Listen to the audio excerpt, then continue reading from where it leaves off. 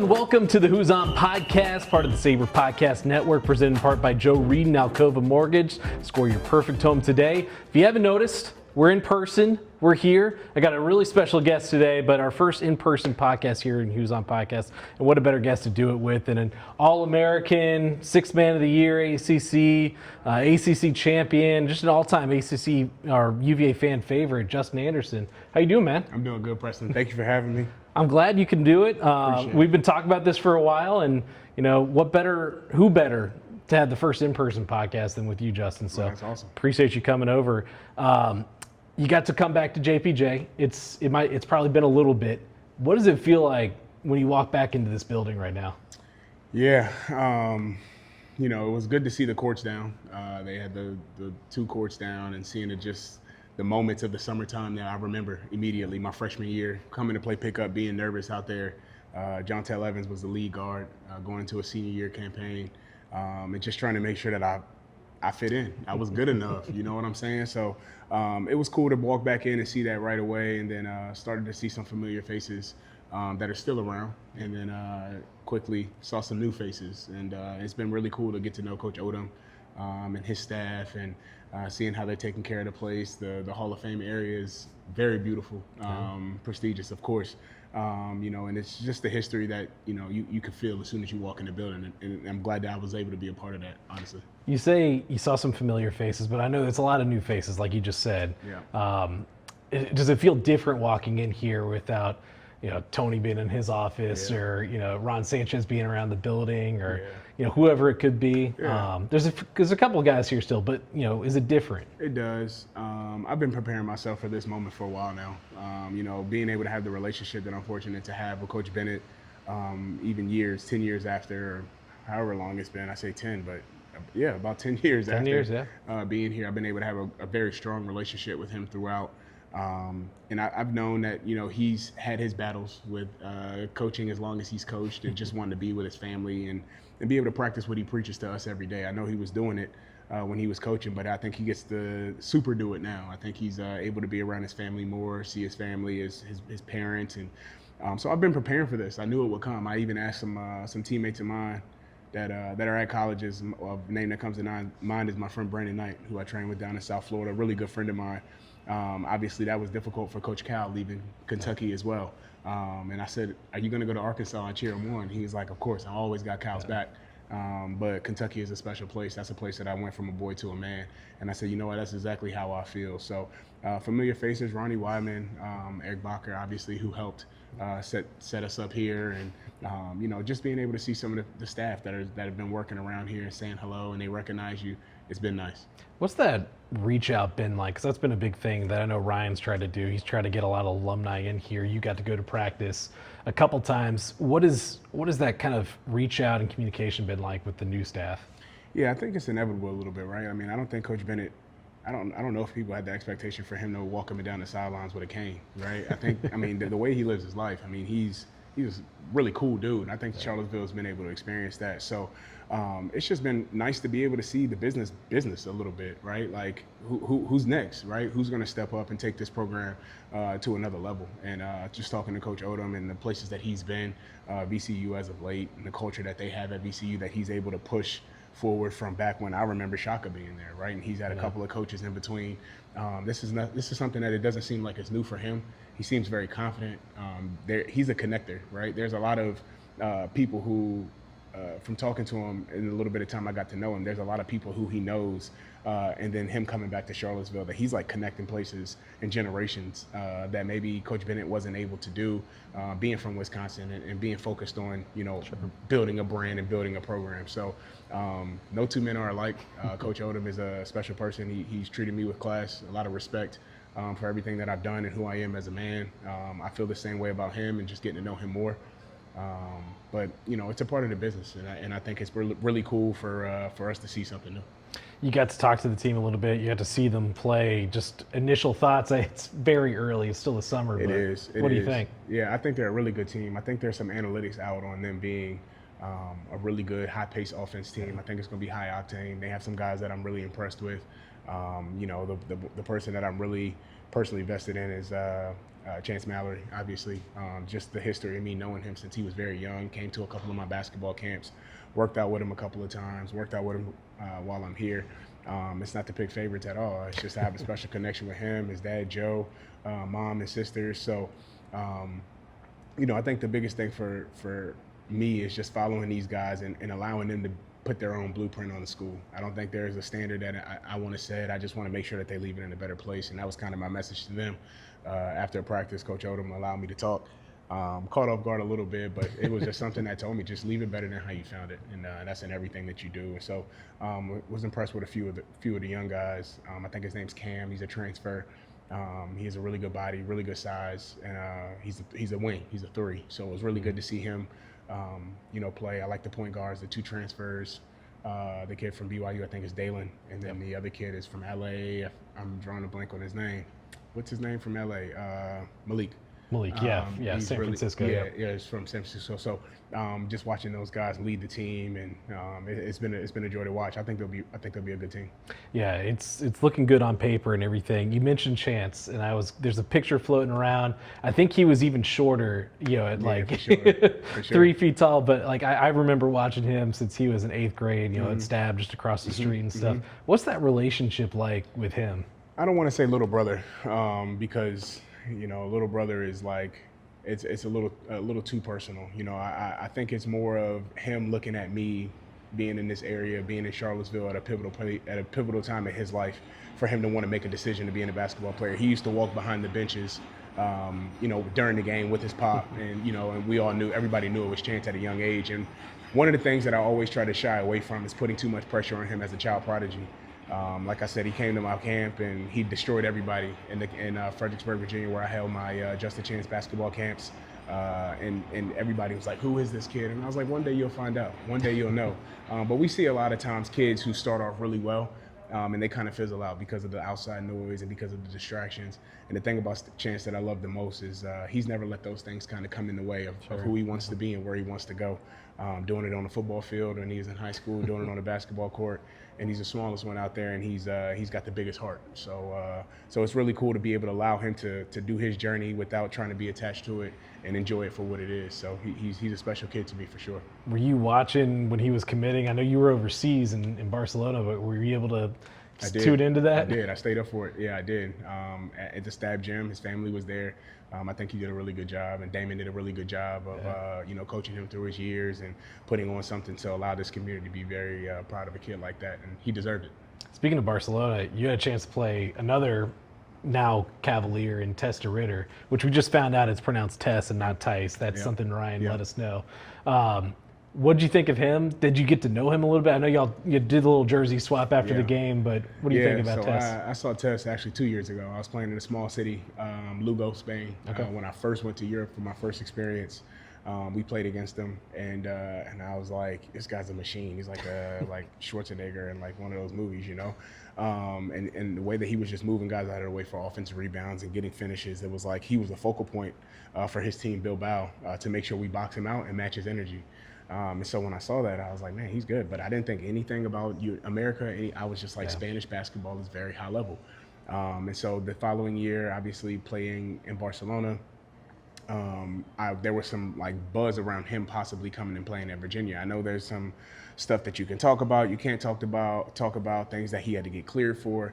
And I was only able to see that not through Coach Odom, but through X and all of our new newspapers, I should say, our phone newspapers. But it was like maybe 2 weeks before the game that I saw he was really considering coming here. And I said, I got to say something to him, because if we get a chance to get him, I know he's going to help take our program to another level, no matter who's here, no matter who's around him, because I just paid attention to how he moved the last couple of years playing him. So during the game, I told him, I said, before the jump ball, I said, that's Jabari Parker, and he's about to kill you tonight. But after this game, anything that you need in Charlottesville, you let me know. And he had a laugh, and that was my first interaction with him. So I was glad that, one, he understood me, because in Spain sometimes they don't understand. Yeah. And then after that, I recognized that, like, he was having fun with the whole experience, and he knew that I went to UVA because of how he reacted. I figured, like, all right, cool, he gets it. So we played, and I was giving him advice during the game, and just keeping it light. And I told him after the game, I said, I got to have the jersey. I said, if you go to UVA, like, I want to be able to have this jersey to say that I remember when you played here and you came here, and he's going to have a great career here for sure. And you still got it. Oh, for sure. Yeah. For sure. How would you say, I mean, you played in the Spanish League and you've obviously played in the ACC. How would you say kind of they compare, and how do you think he's going to do transitioning to UVA? He's gonna be just fine. I mean, you don't want to put too much expectation and a lot of pressure on a kid like that. Obviously, because he's playing in the ACB, everybody's able to go watch his film of who he's playing against. I mentioned the name of Jabari Parker, who played when I was here at UVA, and he's played high-level basketball. Talking to him, he recognizes that a lot of people had this expectation of him, and one of his responses immediately was like, I hope I do it. I hope I do well. Like, I hope I live up to that, right? And I said that right there, keep that. And it's going to take you a long way, especially in a community like this. That's true. We have change in the program, and we're behind Coach Odom, and we're going to follow whatever he does, right? But this building has experienced something that is kind of deep rooted in it, and that's those pillars that Coach Bennett talked about. And so when I heard that humility come from him, the city has kind of embraced those pillars and embraced the history of how we've been doing it. I know that the natural energy of having that type of mindset is going to help a player like him have success, and I know he will. Yeah, you talk about humility. I think, obviously it's not Tony Bennett, but the 5 pillars, still kind of ingrained in who Virginia basketball is and everything. Yep. Let's go back to your career here. Yeah. While we're sitting here, while we've got, the ACC Championship trophy sitting back there, got the national championship, we've got all this. The big dog. Yeah. Yep. Let's go back to the very beginning, because, everyone knows you were originally committed to Maryland. Gary Williams retires. You end up at Virginia. Do you go back to that what if sometimes? I don't. I probably should. I think you're taking me there right now. I don't, because I have some really good friends, Alex Lynn, Seth Allen, those guys who went there, and we had some great duels, and I'm able to really talk a lot of smack about beating them. And then, because they know my career here was really good as far as a team and collectively, they get to the point where they're like, well, you're supposed to be with us anyway, right? And so it's like, all right, like, I'll chill out. But, Gary Williams was a special coach. He was, I remember going to a practice and watching him chew out the whole entire team. And I said, yeah, that's where I want to be. It's crazy that I actually went opposite of that for who I decided to go play for, who he's going to get after you. But the choice of the word selection and things like that is not going to be like Gary. Gary was different. And he was doing that with a neck brace. So this guy is just different. He was going to get the most out of you in a different way. But yeah, like when I committed to Maryland, I was, fully committed. Graves Vasquez went to Montrose Christian, the same school that I played high school at, and that was a connection. Being close to my high school in Maryland, Rockville, Maryland. So it made sense for me. But when I had to decommit and I called Gary, I knew that this was a close second, because Jason Williford was coming to a lot of our practices in high school, and he was recruiting me. He was like, "Yo, come give us a chance." He's like, "I know you." He said, "I know you will have a great career, and you'll be able to do it for your state." When he said that, it rung a little bit different than doing it for Maryland. So I know DMV is all one, or however you want to call it, but it feels a lot different being able to play in the state that I grew up. I do want to stop on that, because that's another good point, especially talking about Chance too, a guy that not just his state but his city too. Yeah. How special is that? Because I heard you talk to the team, and you say you got a tattoo on yourself, and how much do you think that means, being an in-state guy playing locally? We've seen Ryan Odom start to target some more guys that are in the state. I think it means more when you're finished. I think in the moment, I think you can't relish on that. You can't think about that.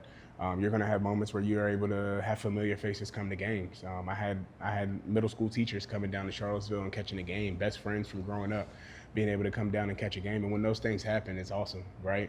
But you don't want to just kind of dwell on that. You want to be able to get to the end of your career and be able to look back and say, like, I think I made my state proud. And in Chance's case, I think I made the city proud. I think I took it to a new level. So once again, I think it's a level of focus, a level of humility that you have to have. And it's also a great level of responsibility, right? Like you take it a little bit more personal, if you lose a game and things like that, because you want to make sure that you keep this place at a high standard and keep this place, at a different level. So I think it's something that I look back on now more than I definitely thought about it when I was playing. Going to your second year, that's obviously the sixth man of the year. Y'all had a pretty good season that year, winning the ACC Championship. Yep. What made, and that was kind of the breakthrough moment for the program when you kind of go back, that national championship trophy sitting behind us doesn't happen if y'all don't go through all that stuff beforehand. What made that team so special that year in 2014? Unbelievable level of sacrifice. We all knew that we had the talent. We were able to get some key pieces, transferring Anthony Gill, myself, Mike Toby, Evan Nolte coming in all together. We had a young point guard coming from California, a young kid from Virginia with London Parantes and Devin Hall coming in at the same time. We were really well built, and we were able to be good examples to the newcomers, to the young guys, but they were also very mature, and they led in their own ways, and that's kind of rare when you're a freshman point guard like London and was able to run the show. And Devin turned out to be an unbelievable player as well here, and he's doing great things in Europe. Just won a EuroLeague championship. So, I think that being a breakthrough is a good way to phrase it, because I think we had to go through the whole, if we give of ourselves and we do it for each other, then we all can go further. And I think once we got the opportunity to go further and get drafted and playing in the NBA, and some of these young recruits are seeing that, then I think the likes of Ty Jerome, Kyle Guy, DeAndre Hunter, they're like, okay, I'm cool with going there because I like talking to the coach. But they also got guys that they're putting in the league, and they're dealing with us. These are guys that we were having phone conversations with whenever they came to campus for their visits. We're making sure that they're straight. We're making sure that they have a good time seeing how prestigious it is, but how much fun it is here in Charlottesville. So it's been a good marker for how to recruit and things like that, because I think the most important thing is your veterans and the guys who kind of show the way. So I think that was a breakthrough for a lot of different reasons, but most importantly because we were able to give of ourselves. Like we had to go through Duke, North Carolina, all of these like big time programs and things like that, and all of this history in the ACC, and we were able to come out on top of that a couple years in a row. So I think that confidence kind of pushed everybody forward of, this is the standard, this is the new expectation. Is there a moment, I guess, along that run, some people threw out to me, obviously the Syracuse game, you've got at home, that one was nuts, the atmosphere and everything going on with that. Someone just threw out the triple block with Me, you DA, and AG. That was fire. Against Pitt that was fire. ACC. That was fire. Yeah. Which ones stick out to you? Those two for sure. The triple block was crazy. I believe that was it Pitt? It was Pitt in the semifinals. And that Syracuse game was good because Syracuse, they had that zone, and we were preparing for that zone, and we were at a place in our season where we were winning games, but you had to go and beat a team that was really good and try to stay consistent, stay connected. And it was a night game, and I remember like one of the biggest moments, the biggest highlights was like we punished them. Like we imposed our will. We did it the right way. We're knocking down threes, moving the ball, catching alley-oops. But the biggest moment of that game was the Thomas Rogers three. That was the moment that it all came together of like, you guys finally all get to see how connected we are. You guys get to see the brand of basketball and the guys that put us in position to be as good, because they will put on those green jerseys, put on those blue arms, and they would beat us to death in practice. And Coach Bennett gave them all of the green light to do it. So, those are cool moments. A couple of the alley-oops from London personally, those were fun. Like the Virginia Tech one was crazy. Doing anything you do over there and you come out with a win is big time. So it was a lot of moments during that run that if I were to sit down and watch a full video, I mean, I would smile the entire time, because the way that we did it and how we did it together. Looking at the next year, obviously, you get bumped up. You went through a big transformation that offseason to be able to come back and shoot the way that you did. Yeah. What was that whole process like to kind of set you up for what was really your best year in a uniform? Yeah, I think it's natural growth, right? I followed it up with going to the NBA and maybe not shooting the same percentage right away, but I ended up figuring that out as well. But I think it's just a natural growth. I feel like I'm 31 now, 10 years removed from college basketball, which is crazy. But I still like I'm in the best years of my life. I feel like I'm better than I ever been. So when I am dealing with that now, it makes sense why I came back that off season, with a better work ethic. I credited it's well documented that I spent some time with my cousin who's a Super Bowl champion with the New Orleans Saints. I was in Chicago with him where he was playing during that time. I just understood how to live and learn like a pro, live and think like a pro, and work like one as well.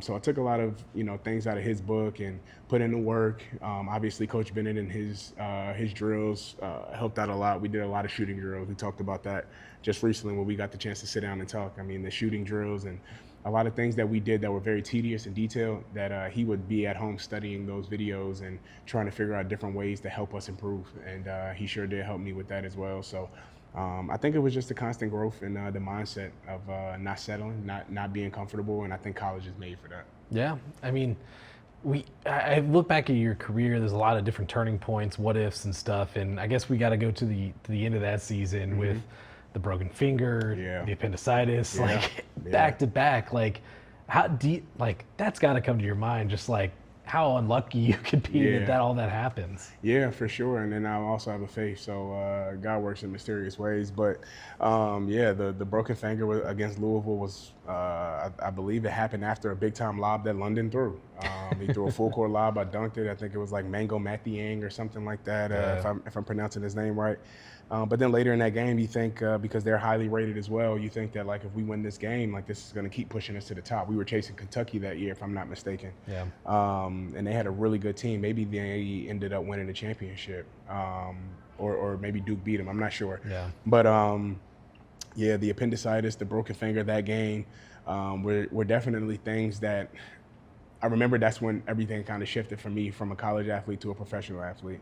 There were a lot of people who were saying, what are you going to do next? What's going to happen next? You're on draft board. You're projected to go first round in the draft. And so all of that noise started to come in. And all I would ever respond is like, I'm not worried about that. Like, I'm trying to get back for the NCAA tournament. We ended up playing Belmont, against a former teammate of ours who transferred, Taylor Barnett.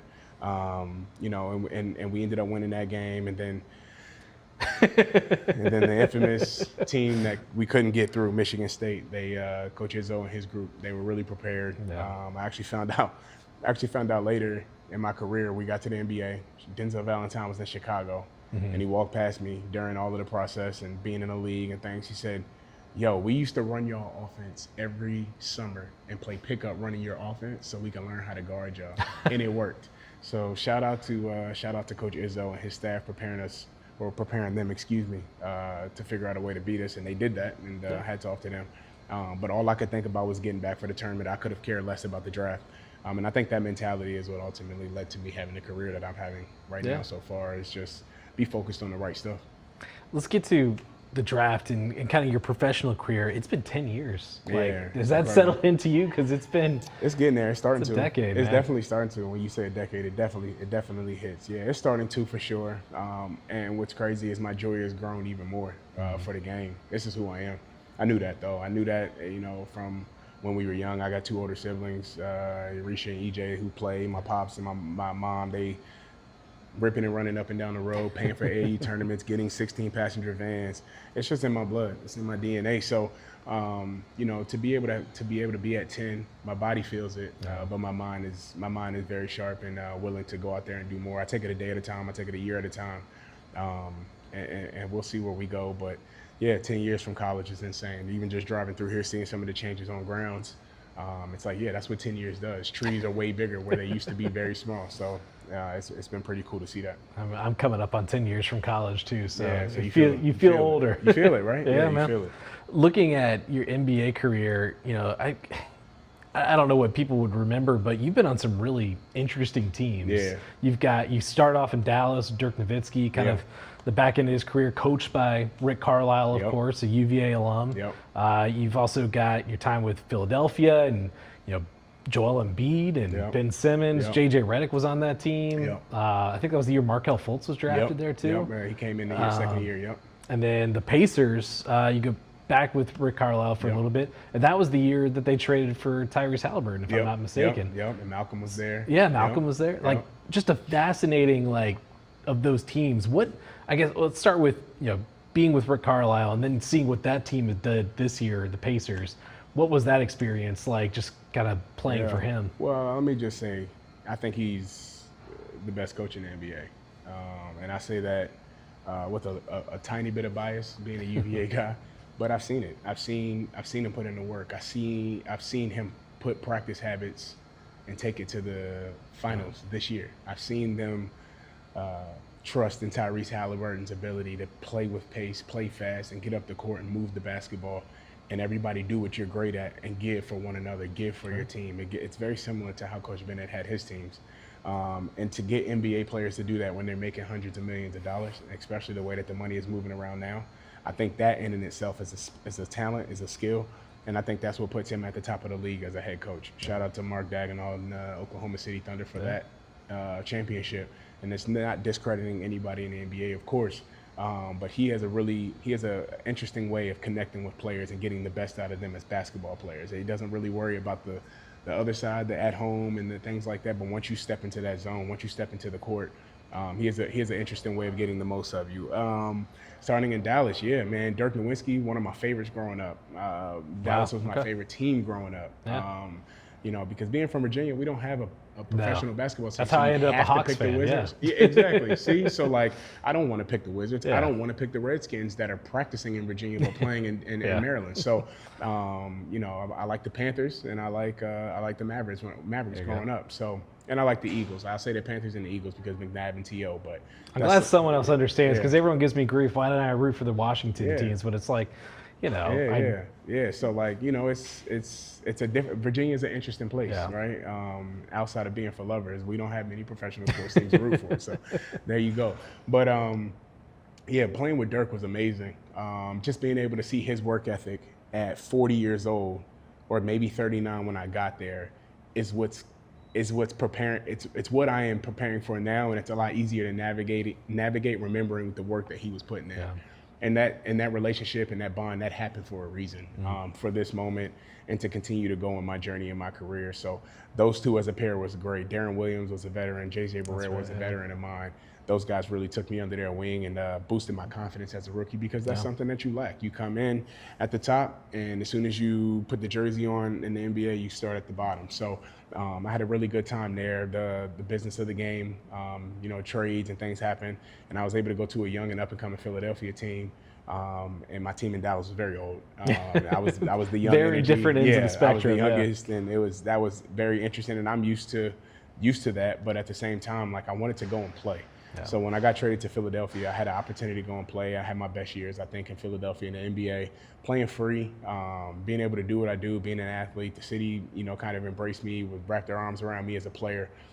Being able to play with Ben Simmons, who I still train with to this day, Embiid, who I still stay in contact with often to this day, and being able to just continue to have those relationships were awesome. But the playing times were awesome. T.J. McConnell, who's having a heck of a career right now, he was doing the same exact thing when I was there in Philadelphia. So when you see these things, playing against Timothy Luwawu, who I play against in the EuroLeague, like everything has kind of been setting me up. Atlanta was awesome, getting to know Trey and help welcome him to the NBA. So we have a really good relationship because of those moments. And so it's cool. One day my kids will see like, oh, Dad played with this person, and those guys will be Hall of Fame somewhere, respectively. But everybody else, even along the journey, from the top to bottom, just the relationships that you make and things like that. And then from a playing perspective, the NBA is very difficult. Not very difficult from a skill perspective. And how good you are as a basketball player, but the timing has to be great, and a lot of things have to go your way. And I'm a big advocate of, yes, it is politics, but I was also a part of politics, so I'm not going to say it in a demeaning tone. And I'm happy for everybody who gets opportunities to go and play in the association, one of the greatest leagues in the world. But I'm not a bitter person. I played 7 great years and enjoy my time, utilize the G League as well, had some great times in the G League. My professional career has been great. Now I'm playing in Dubai. Are you kidding me? Like, come on. I was going to ask, you finished up with Barcelona. Like, obviously, that's one of the biggest brands in the world. Yeah. You get to play for them. But now going to Dubai, you just signed that a little while ago. What's that journey going to be like? I'm excited. I don't really know much. I mean, it's one of those places that everybody is still kind of figuring out about. Sure. I've heard a lot of great things. I've done a lot of ChatGPT conversations about what to expect. So that's pretty cool. And so talking to the coaching staff and the GM of the team, they're very excited for me to be able to bring what I bring. And that's the same thing I bring to this program, the passion, the ability to adapt to playing defense, being able to shoot the basketball, and being an athlete, putting on a show, being above the rim, and doing those things. So that's really nice to be wanted. You know, I had some years where I had to get it out of the mud, if you will, and I had to grind. You know, being in the G League, and you know, everybody's not singing your praises. You got to pick yourself up every day, strap your boots, you go to work, and I love those days. I love them. It allowed me to understand what was going on around me, who was in my circle, who was behind me, and the people who kind of fade away, and the relationships that maintain throughout this whole journey. I'm very thankful for them, and I'm thankful for everybody who put me in a position. So, trying to make the most of it and see how many more years we got left to do this. I was going to ask, how do you envision? I'm not telling you to put a number on it, but I remember talking to you back at an NBPA camp. You were doing some coaching, and that's something that I think you still want to do at some point, because that's kind of been in your DNA. I know you just got engaged. Like, how much are you starting to think about, how much longer do I have in this path before I follow the next one? It kind of goes along with the narrative that I've always given myself, is do your work early, right? Like, I didn't think about going to the NBA. I thought about going to UVA first. I thought about maximizing UVA. Once I got to the UVA, then the NBA came, and I figured out, how can I make the most of this? I want to live with no regrets. I don't want to be in a situation where I'm not startled, or I'm not prepared. I don't want to be unprepared. So the coaching thing is something that's on my radar. Shortly after playing, I want to go into calling the game, because I have a tremendous amount of knowledge for the game, but sometimes a lot of people maybe see how you play basketball with all of the passion, with all of the flair, and they say, like, oh, we don't know if you'll be a coach and things like that. But then when you get on the air, you're able to talk your experience, but most importantly, be able to understand what's going on in the chess match between two great coaches when you're calling the game. And I learned that from a mentor of mine, Corey Alexander, who's a great here, and a great of Virginia, who's putting on for this state as well. And I learned to kind of follow his route, and he did his work early, and luckily I have somebody like him to lean on. And then slowly but surely, I want to transition into coaching. I like the path that Coach Stu Vetter from Montrose and Coach Bennett here gave me, and I mentioned Coach Carlisle already.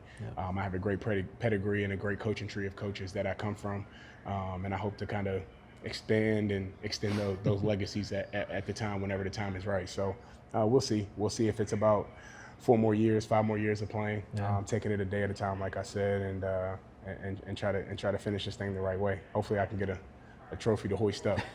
You running the pack line? Are you gonna go? Like, have you thought about that? a little bit of everything. A little bit of concepts from everything, right? Obviously, there's a level of who you are as a young man that I learned with Stu Vetter, and how to carry yourself, and how to handle yourself in 5-star restaurants, and traveling with a suit and tie, and the importance of looking in the eye and a handshake. Sure. But then I come to college in Virginia, and I learned the discipline of pack line. Everybody wants to run the pack line, but they don't understand the discipline of not leaving your feet, keeping your hands high on a contest, boxing out, things like that. And then when you go play for Coach Carlisle, it's just, you better be in shape, because we're going to run. So, you take a little bit of all of those things, and you kind of put it into your identity and who I am, with the physical force, and being able to have a level of toughness, and being able to, hopefully have players that can carry out a level of togetherness and having each other's back. So you kind of mix what they have, and you give what you always know that the game always needs. And hopefully that concoction leads to success and gives me something as awesome as that. Last two here. Looking at the way college basketball is now, and you got the chance to see this team right now, it's such a different way of team building and stuff. And you go back to think about that 2014 team that we keep talking about. That was a lot of guys built up over years. You had transfers like Anthony Gill, but what does it look like now? Like, how do you envision this game going in the future with so much turnover each season? It's basically free agency every summer. Yeah. I don't know. I think I'm kind of still in the dark on a lot of these things, just like a lot of the fans, and everybody's kind of thirsting for what's going to happen and how it's going to affect the game. The reality of it is that some of these guys are going to start to realize that, I have all the money in the world, but if I don't have the ability to reach my dream, I'm doing something wrong. And it's going to always be guinea pigs in everything that you do. Somebody's got to fail. There's going to be a lot of examples of players not doing the right thing. You're getting a lot of money. Maybe you're driving that new car too fast. Maybe you're, spending money on, something that you're not supposed to be spending money on. You're going to learn your lessons, and I think it's up to the rest of the college landscape to kind of continue to hear these stories and take them very seriously. How to conduct yourself, how to handle yourself as a young man. You kind of come into manhood a little bit earlier. A lot of these kids are taking care of their families already at 18, 19 years old. But I like it. I like the new landscape. I think it's going to push the game forward. It's going to make the game a lot more competitive. I just know that if I was on the other side of somebody who was making $4 million in college and they had to come through this place, I know that they were going to come out extremely gassed and feeling beat up. And I hope a lot of guys have that mentality, because you're not going to allow somebody, just because they're on commercials and they're making all of this money, you're not going to allow them to come and take what you're working for, and that's to be at the top of your game and hopefully help your team win championships and play as a professional athlete. That's the goal. The goal is not how much money can I accumulate in college. And I think a lot of these young guys are smart enough to understand that if I don't make it to the NBA, it was all kind of for what, you know? And so there's going to be that type of mentality, and then there's going to be mentality of I'm going to make the most of this college stuff and go into whatever I'm going to go into afterwards. We can't relate, but you know, it's going to be a wide spectrum of different people who need different things, and hopefully the product is good. That's all that all of the fans care about. The last thing I got, and it's because we're sitting in the Hall of Fame area here at JPJ. It's a lot of memories and stuff of past UVA basketball, but probably the hardest one yet. If you had to put together an all-time starting five for UVA basketball, who you got in that five? Yeah, man, this is a good one. Sean Singletary was a dog. One of my all-time faves, yeah. I like Sean Singletary at the point guard position and his ability to score the basketball. Crotty was a dog. I'm gonna go Sean at my point because of how dynamic he is, quickness, scoring. I'm gonna go Joe Harris, pure shooter, at the 2. There you go. I'm gonna go. Can I play the 3? You can play. Yeah, it's your 5, man. This team is gonna be fun to play with, so I want to play. I'll play the 3, and then I'll go Mike Scott at the 4, separate spacing the floor, and I'll go Ralph Sampson at the 5. You got to go Ralph. Yeah. How about that? That's pretty good. That's pretty good. I'm sure some people would throw some other names out there. Of course. Malcolm. Of course. Kyle, Dre, Ty. These guys won. Are you kidding me? Yeah. It takes nothing from. They already got something. They can't be in the 5. They already won something. They're probably going to try to call next and take 2. So I know how competitive those guys are. There's some dogs. That's good, man. Justin, appreciate you coming on the Who's man. On podcast. That is it for us. We will see you next time here on the Who's On podcast. Check us out on YouTube, Apple, Spotify, wherever you find your podcast. We'll see you later.